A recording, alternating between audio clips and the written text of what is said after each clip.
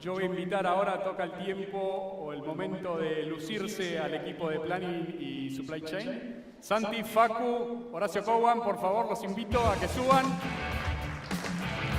Miren que en función de lo que ustedes nos planifican, nosotros entregamos resultados.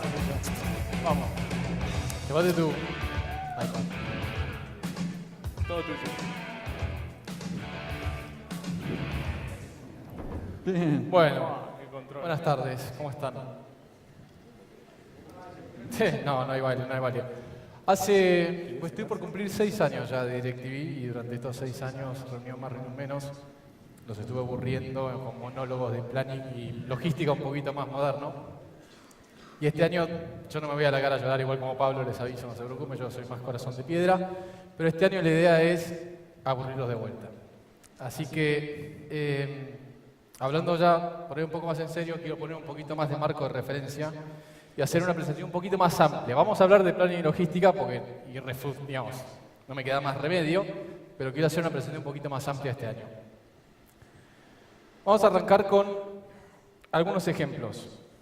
Singularity University es una institución académica que nació en 2008 en California, en Silicon Valley. Básicamente lo que hacen es, están centrados en dar cursos que tienen que ver con tecnologías de punta y management. ¿Sí? Esa es un poco la currícula que tienen. Y dentro de sus casos de estudio, tienen algunos que quiero compartir con ustedes para empezar a tirar algunos ejemplos. El primero es Amazon. Amazon, obviamente todo el mundo la conoce, Amazon es el principal retailer del mundo hoy. Entrega cualquier tipo de producto entre 24 y 48 horas en todo Estados Unidos. Pero empezó siendo en un garage de Seattle, una website que vendía libros online, eso fue lo que arrancó.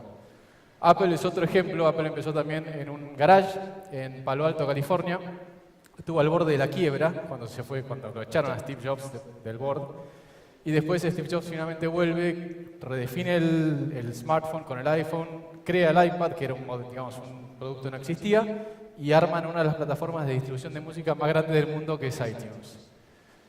Otro ejemplo, y para no ir tanto a la parte tecnológica, es Western Union y American Express, 150 años en posiciones de liderazgo de mercado en base a innovación y reinvención propia. Y después un ejemplo que me encanta es el de Lego y Nintendo. Lego, los bloquecitos daneses, y Nintendo, una empresa de juegos japonesa que venía en declive, que hacen un joint venture y se meten en una industria que no conocían, en la industria cinematográfica, y así que sacaron las películas de Lego que probablemente todos vieron que fueron un exitazo. Segundo ejemplo. Allá por el año 2000, Michael Porter escribe un libro que se llama ¿Puede Japón competir? Es un libro que está centrado en la economía de Japón de la década del 80. Más allá del libro en sí, que está bueno y si tienen ganas de leerlo es interesante, que está un poco atrasado hoy ya con las nuevas tendencias, pero tiene un ejemplo que está bueno y que quería compartir con ustedes. No voy a preguntar, así que levanten la mano sin miedo, pero ¿quién sabe o puede decir qué modelo y marca son estas 3 motos? 1. Bien, es lo que esperaba, perfecto. Nadie tiene ni idea. ¿Quién me puede decir qué marca es esta moto? Bueno, ahora están tímidos. Bastante básico, ok. ¿A dónde va el ejemplo del libro sobre esto en particular? Estas 3 motos, incidentalmente les cuento, son Honda, Kawasaki y Suzuki. Estéticamente son prácticamente iguales, en términos de performance son prácticamente iguales. Ahora, la diferencia conceptual, y el ejemplo del libro va a esto en particular, es que estas 3 empresas en este segmento de motos tuvieron que terminar compitiendo por precio. ¿Por qué? Porque no había diferencia percibida por parte del cliente, eran prácticamente iguales. La performance era prácticamente la misma y al final la única manera de poder vender más que el otro era bajar el precio. Resultado de eso, destruyeron los márgenes. Se tuvieron que centrar en una cultura de ahorros, tanto en manufactura como en gastos asociados, destruyeron los márgenes. En esa misma década, en la década del 80, Harley Davidson también hacía sus motos. Tenía un proceso de manufactura que era un desastre. En términos de calidad era un desastre. Eran carísimos, eran malos en términos de calidad, tenían problemas con el producto terminado cuando llegaba al cliente, pero sin embargo no entraron en esa discusión. O sea, no tuvieron que entrar en una guerra de márgenes. Los japoneses tenían muy claro el cómo hacer el producto perfecto. Era perfecto, era baratísimo en términos de costo, era perfecto en términos de calidad, cumplía con todos los requisitos que hacía falta. La diferencia con Harley Davidson, y por cual después, aparte, en la década del 90, Harley termina adoptando todas estas medidas japonesas y logra el cómo, pero lo que tenía claro Harley Davidson era el porqué. Y el porqué trasciende el cómo. O sea, el porqué es básicamente por qué yo como empresa produzco lo que produzco, ¿no? Y en realidad Harley Davidson lo que hace es produce un producto para un estilo de vida en particular. Uno puede identificar cuál es la persona que compra esa moto y su estilo de vida. Ahora, la pregunta es, la persona que compra alguna de estas tres motos, el estilo de vida es el mismo. ¿Por qué vas a elegir una Kawasaki Ninja por sobre una Suzuki GSX-R? Ninguna diferencia, ¿sí? Y entonces empiezo a entrar un poco en el tema del por qué, no tanto el cómo, sino el por qué y cómo se relacionan una con otra, ¿sí? Porque tienen que coexistir claramente, pero es importante que coexistan también. ¿Se me acabó la presentación? Ahí vamos. Bueno, entonces quiero jugar un juego, algo un poco más entretenido. Si vamos a jugar un juego, primero tenemos que catalogar qué juego estamos jugando. Y la verdad que uno puede cortar los juegos horizontal o vertical de 1000 maneras, pero en esencia hay dos tipos de juegos, ¿no? Tenemos un juego que podemos llamar juego finito y un juego que podemos llamar juego infinito. Condiciones del juego finito es los jugadores se conocen, las reglas están acordadas, hay un objetivo que está claro y tiene un fin y tiene ganadores y perdedores. En un juego infinito no se conocen todos los jugadores, las reglas cambian todo el tiempo, no hay objetivos acordados y como nunca termina, porque el objetivo del juego es simplemente perpetuarse en el tiempo, nunca puede haber un ganador ni tampoco un perdedor para el caso. ¿Okay? Entonces, si nosotros ponemos a jugar a un jugador que tiene una mentalidad finita con otro que tiene una mentalidad finita, el sistema está en equilibrio, de alguna manera todo funciona. Ejemplos de estos tenemos miles. Podemos hablar de fútbol, tenis, estanciero, truco, el juego o deporte si se os ocurra. Saben quiénes juegan, saben cuáles son las reglas, saben cuál es el objetivo, termina y tenés ganadores y perdedores. No hay mucha vuelta. Si ponemos a jugar un jugador infinito con otro infinito, tenemos la misma historia. Sigue estando en equilibrio. Ejemplo de esto, un poco más complejo, es la Guerra Fría. Estados Unidos no le ganó la Guerra Fría a la Unión Soviética. La Unión Soviética se quedó sin ganas o sin recursos o sin lo que fuere para seguir peleando y se termina cayendo. Eventualmente nace alguien pasado el tiempo, años más tarde, en el lugar de lo que era la Unión Soviética. Pero es un juego de nunca terminar. Lo mismo pasa con la política. El oficialismo hoy no tiene por qué ser el oficialismo mañana o ayer. Y eso no significa que ganó o perdió, sino que está en algún momento dado en una posición mejor que otro. Pero es sistemático y constante y nunca termina. El problema pasa conceptualmente cuando tenemos jugando en el mismo lugar un jugador que tiene mentalidad finita con un jugador que tiene mentalidad infinita. Porque acá no está en equilibrio el ambiente. El ambiente se vuelve infinito. Y el problema es que uno está jugando para ganar y otro está jugando para sobrevivir. Son conceptualmente muy distintas los objetivos. Y el que está perdido, generalmente, es porque necesita terminar y ganar en un juego que nunca va a terminar y que nunca va a ganar, porque va a perpetuarse en el tiempo. Entonces, yendo a lo que es ya más temas de negocio, ¿a qué juego estamos jugando como negocio? ¿Y cómo entra el porqué y el cómo acá? Se escucha mucho esto de ser el número uno de la industria, ganarle a la competencia, ser el número uno en proveyendo un servicio, un producto, lo que fuera. Y la primera pregunta que yo haría es, ok, fantástico, ¿bajo qué métrica? Porque puede ser market share, cualquiera de todas esas están ahí, facturación, capitalización bursátil. Es más, es posible que nosotros seamos, no, tampoco estoy personalizando un directivo y no quiero aclarar por la duda, pero que una empresa sea número uno en una y que un competidor sea número uno en otra. Cabe la posibilidad. La otra pregunta es, ¿en qué plazo de tiempo? ¿Es ahora? ¿Es dentro de un año? ¿Dentro de 10 años? ¿Cuándo es que vamos a medirnos? Entonces,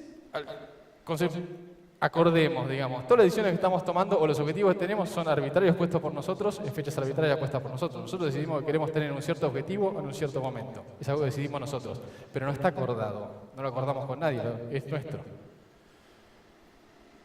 Entonces los negocios son un juego infinito. O sea, cumple todas las reglas. No conocemos el número de jugadores, porque por más que uno conozca los competidores que hay en una industria, están sistemáticamente apareciendo y desapareciendo nuevos. ¿Quién hubiese dicho Netflix hace 20 años? O 10 años, bueno, pasa Netflix en un tiempo, pero... Las reglas son cambiantes, salen nuevos productos, hay nuevas estrategias. Los objetivos no están acordados, cada uno se mide con las métricas que cada uno quiere en el plazo que uno quiere, y eso es una realidad. No se puede ganar tampoco, o estás adelante o estás atrás en algún momento dado, y principalmente el único objetivo de este juego al fin y al cabo es mantenerse a flote, es no quebrar o no quedarse sin ganas de seguir trabajando. pero principalmente no quebrar. El objetivo al final no debiera ser ganarle a la competencia, sino conceptualmente durar más que la competencia, o sea, ser más longevo la competencia. Entonces vamos al concepto de cómo sería uno u otro. Un jugador infinito es un jugador que compite contra sí mismo y que busca siempre estar avanzando y es consistente y tiene un norte, sabe a dónde va y paso más corto, paso más largo, siempre van en la misma dirección y sabe a dónde está yendo. Jugador finito generalmente compite contra la competencia. Generalmente, como no sabe a dónde está yendo, toma decisiones de corto plazo, que pueden ser distintas decisiones y disparan para cualquier lado. Y principalmente busca ganar en un juego que no tiene ganadores. Ese es otro tema bastante relevante. O sea, no entiende que el juego no termina nunca y que no hay un ganador definido. Ahora, acá arriba, en lo que es jugador infinito, tenemos el porqué, que hablábamos antes, ¿sí? Donde están los valores, el propósito, la visión, que son súper intangibles y muy difíciles de medir. Y generalmente es muy difícil poner un número a eso. Abajo tenemos el cómo. El cómo es más fácil, son los productos, son los intereses, son las métricas que nos ponemos. Eso sí es más fácil de medir.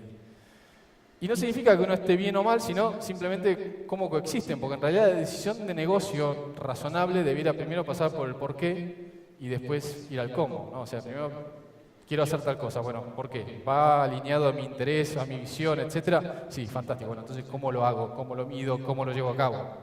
El problema es cuando las decisiones son más cortoplacistas y pensamos solamente en el cómo y no pensamos en el por qué. El jugador infinito, es lo que contaba antes, mantiene la tendencia y tiene un norte definido. El jugador infinito generalmente reacciona a todo. Reacciona a la competencia, reacciona al mercado, reacciona a la economía, reacciona a lo que se les ocurra. Sistemáticamente reacciona. Porque está como perdido. Además, para simbolizar un poquito cómo sería, si yo hablara con un jugador finito y le preguntase, bueno, le diría, ¿a dónde vas de vacaciones? ¿A dónde vas? Entonces me respondería de vacaciones. Entonces yo diría, bueno, fantástico. ¿A dónde vas? De vacaciones. ¿Ok? Entendí, pero ¿a dónde vas? De vacaciones. Ok. ¿Qué vas a hacer entonces? Contame. Voy a agarrar una ruta y voy a hacer 700 kilómetros por día. Fantástico. ¿Cómo sería la misma conversación con un jugador infinito? ¿A dónde vas? De vacaciones. Ok, pero ¿a dónde vas? Voy a ir a Ushuaia. Ok, ¿y cómo vas a lograr eso? Voy a agarrar la ruta 3 y voy a hacer 700 kilómetros por día. El cómo es el mismo. El por qué es distinto. ¿Sí? Y ahí está ejemplificado. El fin del año pasado salió un artículo en el Harvard Business Review sobre el tema de predecir el futuro, que es una de las cosas que a nosotros nos ocupa la mayor parte del tiempo en general. Y había dos temas interesantes en este artículo. Uno que es bastante obvio, pero se ve que alguien en Wharton se ocupó de hacer un análisis al respecto y tiene información que lo demuestra, es que las predicciones realizadas con más de un punto de vista son mejores que las que tienen menos punto de vista. Suena bastante obvio, pero bueno, hay un señor Wharton que se ocupó de hacerlo.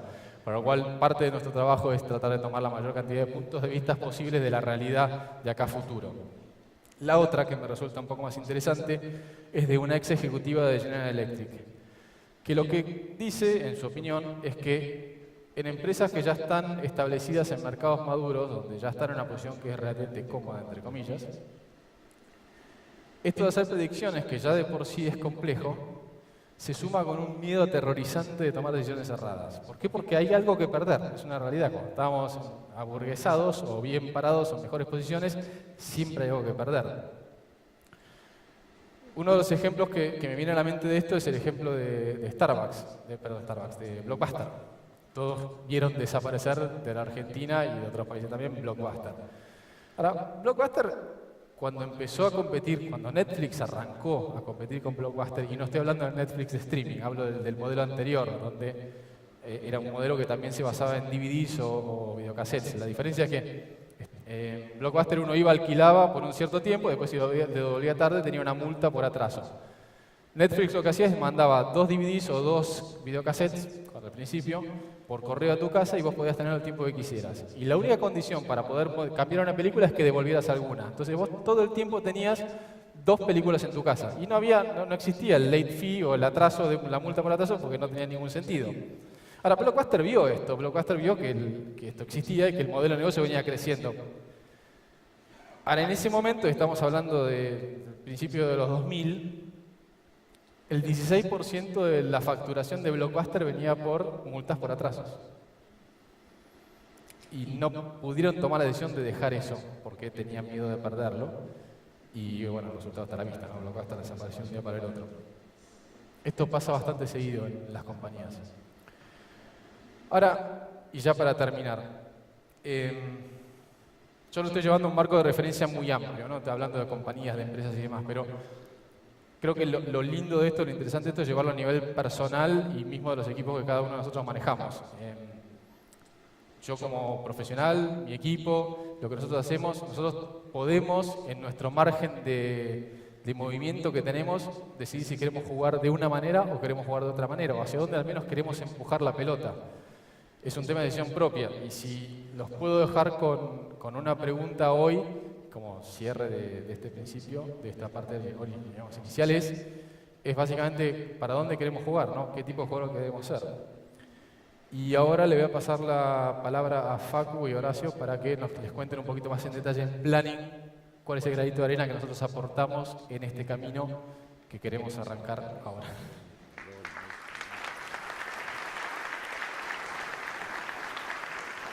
Hola, hola. Ahí está. Me avisan sin candilo, ¿no? Si no ven la pantalla, yo me muevo. Ahí está. La luz es terrible. ¿Está bien? Sí, no, por eso yo suelo encandilar. A ver, agarrándome de lo que dijo Santi sobre... Esto pasa... Ahí está. Sobre el flow de decisión de un jugador infinito. El flow de decisión arranca con preguntarse el por qué. Y básicamente también quiero acá focalizar en el propósito, ¿sí? ¿Cuál es el propósito de planning como área? Nuestro propósito se puede resumir, si bien tenemos varias cosas, en dos. Hacer que el plan, que lo que planificamos, sea lo más parecido a la realidad posible y darle soporte a la operación. Entonces, llevar este tipo de plan realidad a este tipo de plan realidad. Anticipar las cosas que sabemos que van a suceder. Y donde identificamos cosas que sabemos que van a suceder, en esos momentos darle soporte a la operación para que tengan las herramientas para superar esos momentos, para que puedan mantener la hoja de ruta y perpetuarse en el tiempo.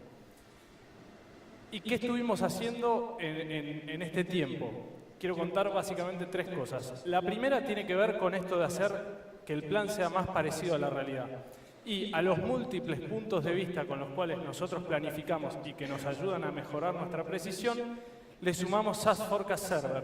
SAS Forecast Server es una herramienta que maneja grandes bases de datos y que nos permite incorporar a las variables que ya conocemos y que ya incorporamos dentro de nuestra planificación otras variables.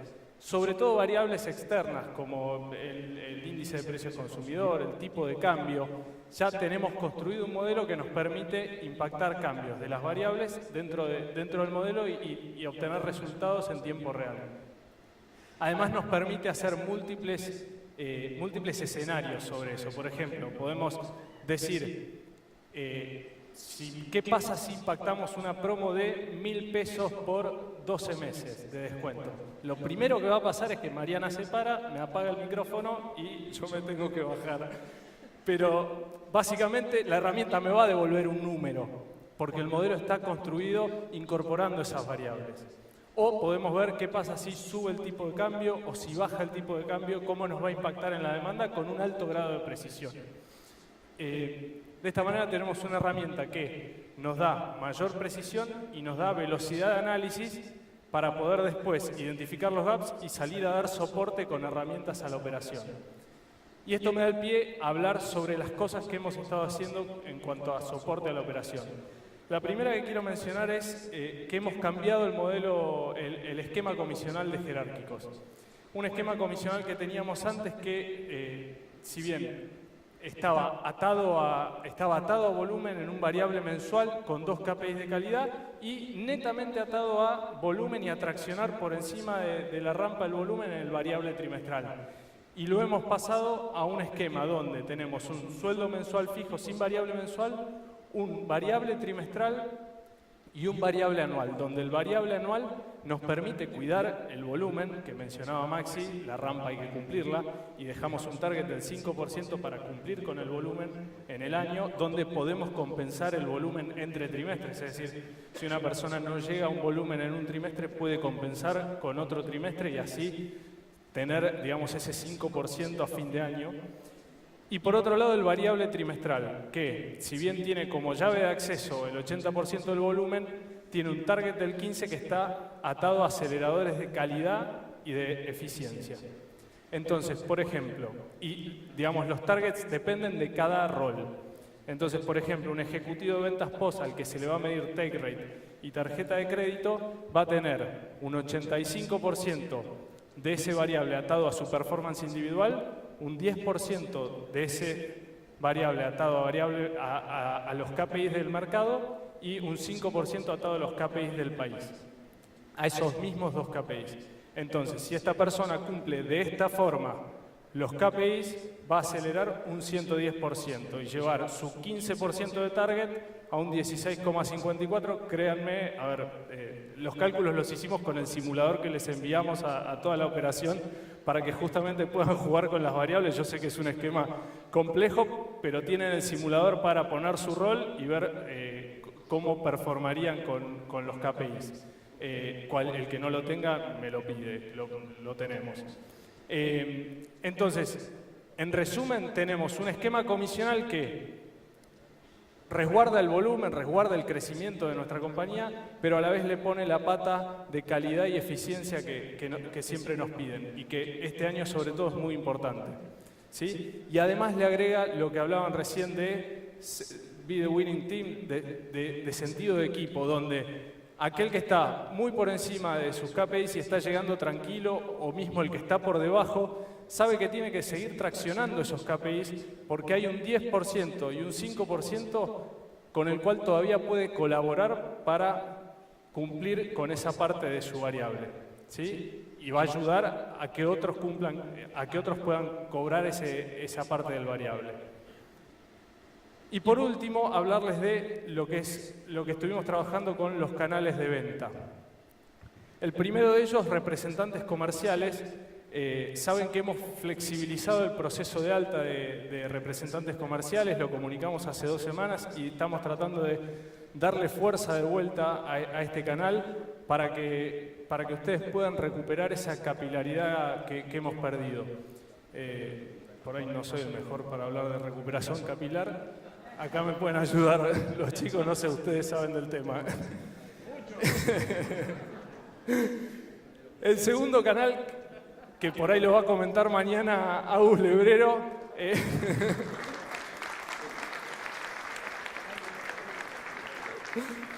Mañana lo va a comentar más en detalle Agus Lebrero, pero simplemente comentarles que TASA está a punto de salir. Mañana va a profundizar más sobre esto Agus Lebrero.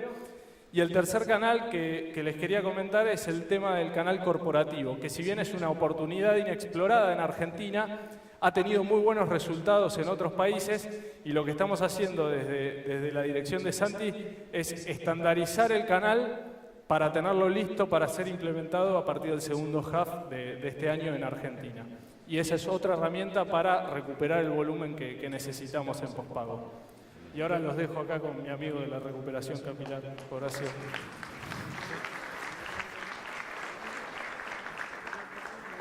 Gracias, Facu. En realidad, gracias, Facu. Gracias, Santi, por las recomendaciones. Gracias, High Recovery. Maxi, estás invitado. Los resultados se ven, ¿no? Los que me conocen.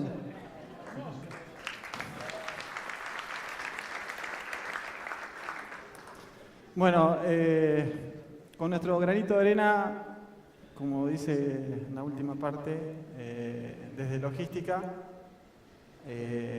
aportamos fuertemente al servicio al cliente nuestro final, que es cada uno de los puntos, cada uno de los dealers, ¿sí? Cada punto donde tengamos prepago y demás, ¿no? Y básicamente voy a hablar de un inicio con los indicadores de calidad, ¿sí? Por un lado tenemos un fill rate y por un lado tenemos un on-time delivery. que ese fill rate, bueno, es la calidad del pedido que entregamos. O sea, un ejemplo, me piden 10, le doy 9, me da 90%. ¿Sí? Es algo que empezamos a medir a partir del año 2017, lo trabajamos mucho cuando estábamos con Facu, cuando arrancamos por logística. Y cuando arrancamos a medirlo nos daba cualquier cosa. Y recién maduramos para poderlo empezar a medir desde el año 2017. Y bueno, porque miró el 2018, pusimos un objetivo bien picante de 93%, de no medir nada, a decir, bueno, 9,3 me saco de notificación, es fuerte. Y porque pongo el mes de la parte del mundial, es 2 meses intensos, 2 meses con mucha presión, donde todos quieren tener el negocio lleno de codificadores, lleno de cables, lleno de cajas de prepago y todo eso, ¿no? Y bueno, acá ven los resultados, el foco, el nivel de intensidad que hubo, y pasamos a 96, casi 5%. Es excelente el número, muy bueno. Y bueno, cerró el full year, llegó arriba del objetivo, es 93%. Eso es un excelente trabajo del equipo de logística, la verdad que dio muy bien. La verdad que le agradezco a todo el equipo. ¿Sí?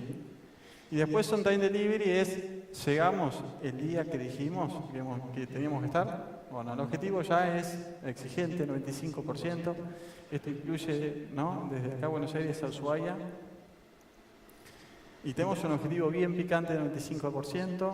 Mes del mundial cerramos a más del 96%. Y el full year casi 96%.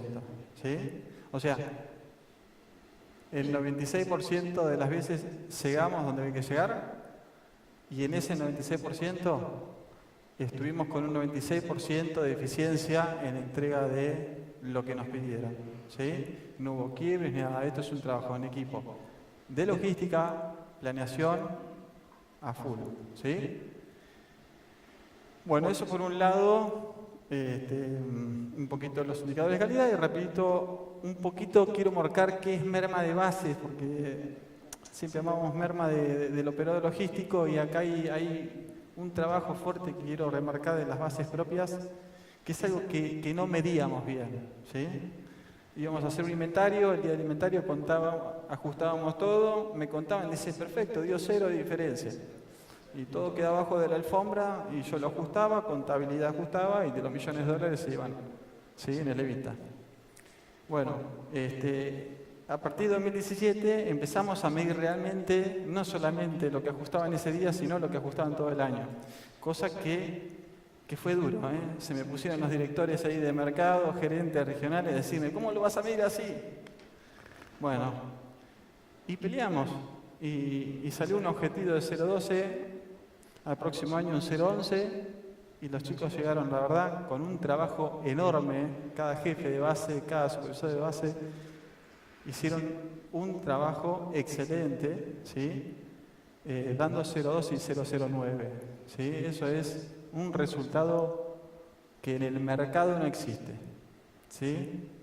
Les puedo decir, mercado de tecnología está arriba de 0,5, 0,6, 0,8 de todos los materiales que manejan. ¿Sí? Valorizado, ¿no? Así que ahí también un agradecimiento a todo el equipo de campo, que realmente está muy encima de los activos de la compañía. Por otro lado, tenemos la merma operador logístico, y cualquiera me puede decir, bueno, pero si tu contrato del operador logístico dice que la diferencia se la descontás, ¿sí? Y si se la descontás, ¿cuál es el problema? Nos perdemos nosotros. Bueno, yo les digo, si estamos manejando un operador logístico que pierde $70.000 ahí, pero en realidad perdía $150.000, ¿cuánto nos puede llegar a durar un operador logístico? Y si no nos dura un operador logístico, yo me tengo que mudar. Y mudarse me significa $150.000, $200.000 hacerme una mudanza.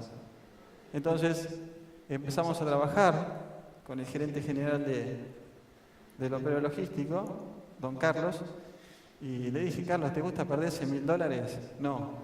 Bueno, empezamos a trabajar fuertemente en conjunto, en conciliaciones de inventario, en auditorías y trabajar físicamente y teóricamente que sean las cosas iguales.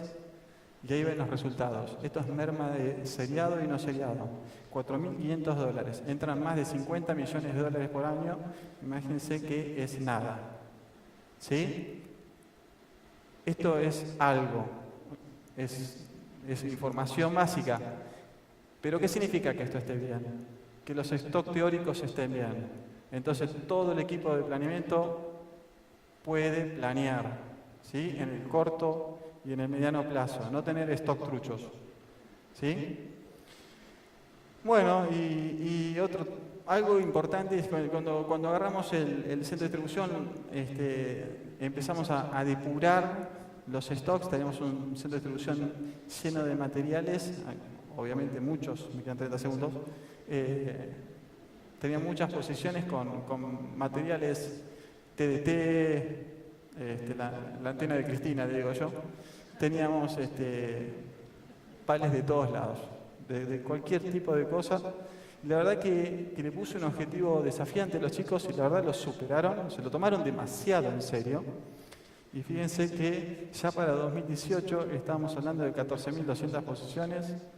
Este 2019, yo no sé qué van a hacer, pero dicen que van a llegar a 9.400 y vamos a llegar al 2020, a la época que el equipo de Bernardo, Franchino y Compras va a tener que negociar un buen precio porque esto realmente nos va a traer buenos ahorros a la compañía. ¿Sí? Es hacer eficientes los stocks, ¿sí? A trabajar bien finito y no tener porquería. Bueno, un poquito del lado derecho. Tienen un poco el gasto sobre revenues, ¿sí? Viene en picada, esperemos que no suba, ¿sí? Arrancando por allá por un 2.20 y terminando en 1.46. 1.46 porque, bueno, nos sobraba un poquito de cash flow y le tiramos una soguita a nuestro operador logístico, estaba necesitando algo de dinero, pero cerrando en 1.43. Eso es un trabajo de hormiga, ¿sí? Trabajando mucho sobre las frecuencias de camiones, trabajando mucho con las bajas de stocks, y esa baja de stocks significa yo en un camión puedo meter 10 proveedores y no 2, y gastar menos camiones en almacenamiento y demás, ¿sí? Hay un trabajo muy fuerte con planning y todo el equipo logístico. En la región es el segundo mejor resultado, ¿sí? Después de Uruguay, que bueno, los recorridos de Uruguay son de 300 kilómetros, 400, un poco más diferente, ¿no? Pero es un número y en lo que significa mercado logística es un numerazo, ¿sí? A ver, en el mercado de la telecomunicación esto está en 4%, ¿sí? En el mercado del retail está en el 8%, ¿sí? Lo que pasa es que el retail se lo cobra a todos los proveedores, ¿no? Pero es un poquito como para tener un dato. Ahorros 2018, bueno, se negociaron el armado de kits prepago en conjunto con el equipo de Facu y eficiencias que hicieron desde el operador logístico. Se ahorraron $450.000, quizá un poquito más, Mariana, porque el dólar al desvalorizarse pasó de 5.70 a 3.23 el armado de kit. Todavía somos caritos alrededor de la región, ¿sí? Tenemos operadores de $1 todavía, así que hay mucho para trabajar. Optimizamos el warehouse y ahorramos $190.000. La diferencia acá es un trabajo de nuevo también en equipo con el equipo de Caro Peredo. Recuperar, reciclar versus la compra. Este año nos dio un ahorro de $6,500.000 para comprar o gastar CAPEX. Otros años ahorramos $60 millones. Esto se debe a que hoy trabajamos un low cost de 34, ¿sí? versus $100, $120 que salía un L14 antes. Ahorros 2019, bueno, incorporamos a un nuevo jefe de logística, que es Gastón, que venía de la base de Ituzaingó, después estuvo en seguridad y higiene y dando vueltas, y se sumó al equipo. Es un ingeniero industrial medio loco de la producción, del armado en línea, qué sé yo, se cree que es Ford, ¿viste? Entonces, el tipo armó una línea y trabaja perfectamente la línea de reciclado propio que hacemos nosotros, y este año nos va a dar $185.000 de ahorro, ¿sí? O sea, con 5 personas menos vamos a producir más, nos bajan los costos y ese va a ser el ahorro. Después vamos a tener reducciones de producción de bytes, esto ya lo negociamos con el equipo de Bernardo también. Nos va a dar $80.000 de ahorro. Con las posiciones que tenemos vacías, tenemos para negociar otros $540.000.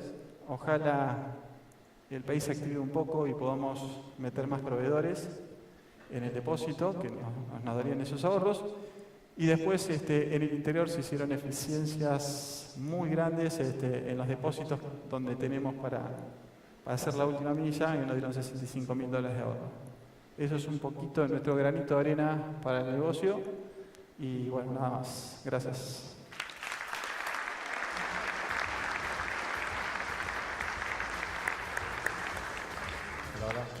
Prometí que lo iba a aburrir, soy una persona de palabra.